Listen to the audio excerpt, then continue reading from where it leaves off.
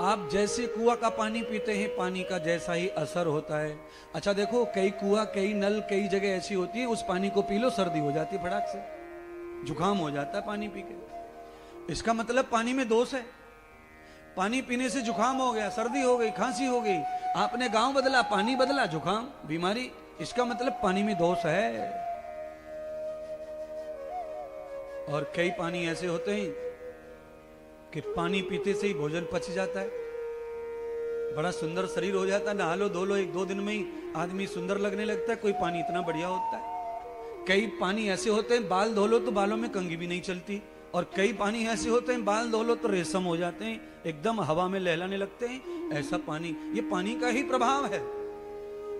ऐसे ही ज्ञानी का प्रभाव होता है, ऐसे ही गुरुदेव का प्रभाव होता है, क्योंकि गुरु गंगा के समान होते महाराज।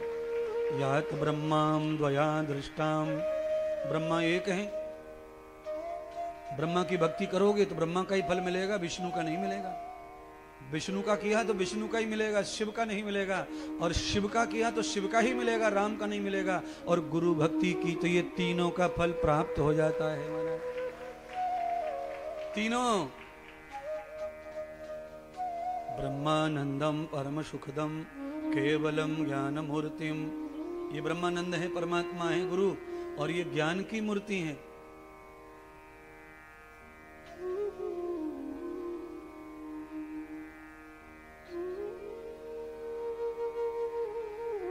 पर गुरु में गुरुत्व होना चाहिए, तब ये सूत्र और मंत्र सिद्ध होते हैं।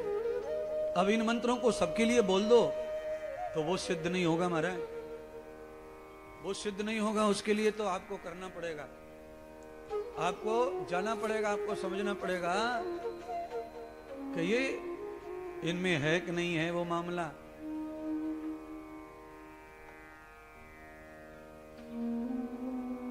ये जो लाइट देख रहे हैं ना, ये सफेद और पीली 2 प्रकार की लाइट है। लाइट पीली और सफेद नहीं होती है। लाइट में कोई रंग नहीं होता है, केवल उसमें एनर्जी होती है, बिजली में पावर होती है, उसमें कोई प्रकाश नहीं होता है। प्रकाश, विज्ञान ने इसके अंदर जो रॉड लगाया हुआ है हेलोजन में, उसमें ठंडा तार, गर्म तार, नेगेटिव पॉजिटिव माइनस डिग्री में रख दिया है। जैसे बिजली आती है प्रकाश फैलता है। पर ये पीला और सफेद क्यों? क्योंकि रॉड को पोता हुआ है। एक रॉड लाल है तो पीला है, हरा है, जलते ही वैसा ही दिखता है, दूर से वैसी लाइट मारता है। आपने अपने शरीर में, अपनी आत्मा में, अपनी बुद्धि में, अपने जीवन में कौन सा रंग भरा है, वो रंग दिखेगा दुनिया को। कितना भी छुपा लो, वो छुपने वाला नहीं है महाराज। ओ भैया, बटन को जरा ऑफ कर दो, इनको दिखा दे तमाशा। ये हेलोजन तो रहेंगे पर ये नहीं दिखेगा सफेद और पीला। और जब भी ऑफ ऑन होगा, ऑन होते ही अपने आप दिखेगा, किसी को पीला करने की जरूरत नहीं हेलोजन को। आप जब भी प्रदर्शन करेंगे अपना, तो आप दिखेंगे कि आप हैं कौन, आप में क्या बैठा है। यंदरम तदभुषाय यदंतरम तदवय्यम। महिलाओं से सवाल है, शुक्रवार का बाजार भरता है ना आपके गांव का? गरियाबंद का बाजार कब भरता है? शुक्रवार को। कुछ लोग, आज भी कुछ लोग ऐसे पुराने ख्याल के हैं कि वो शुक्रवार के बाजार में ही सामान खरीदते हैं, चाहे दुकान रोज है पर नहीं खरीदते, बाजार लगेगा तभी खरीदते हैं। पुरानी आदतें कुछ हैं, इसलिए बाजार भी भरता है। तो बाजार में से धनिया, जीरा, हींग, मिर्ची, मसाला जो लाना पड़ता है, घर पे लाकर वो देते हैं। औरतें ये डिब्बे में भर देती हैं, और उस डिब्बे पे लिखा हुआ है हल्दी, जीरा, धनिया। आपने उसी में जो चीज भर दी।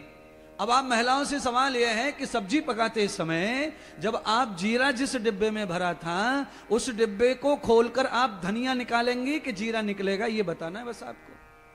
अगर आपने डिब्बे में जीरा भरा है तो निकालते समय भी जीरा ही, धनिया निकलने वाला नहीं है।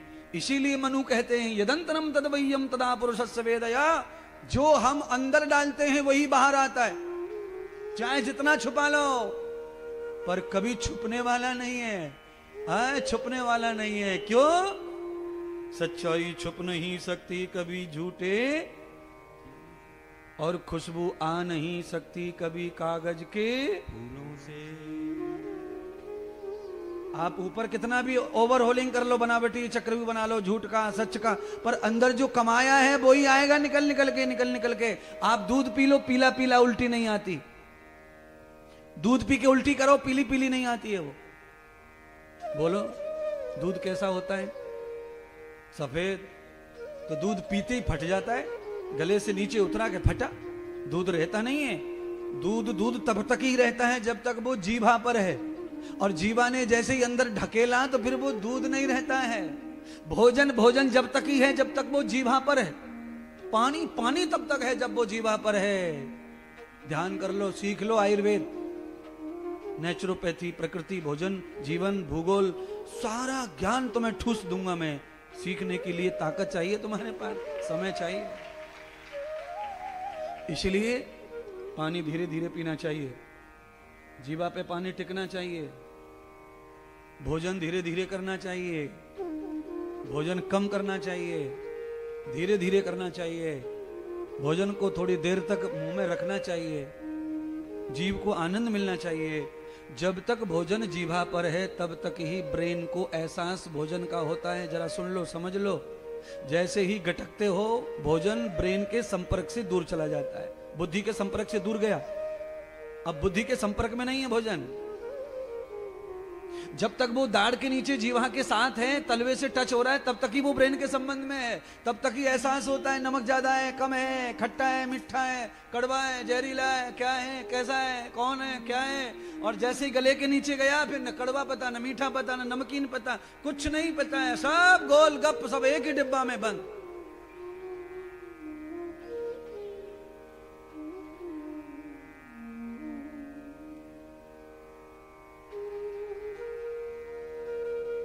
लोग पूछते रहते हैं मुझसे मेरे बारे में,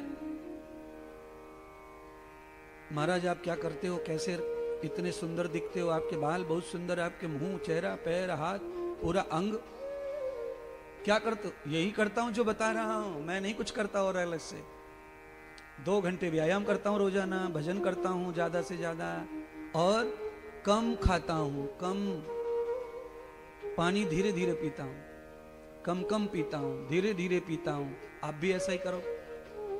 अपने तलवे को, जीभा को, दाढ़ को पानी में थोड़ी देर डूबने दो, क्योंकि जबड़े से जीभ को पानी जाता है। जबड़े से, जबड़ा ही है सब कुछ, जबड़े के द्वारा ही पानी जाता है आपके अंदर। शरीर में मजा आ जाता है, शरीर को आनंद आ जाता है।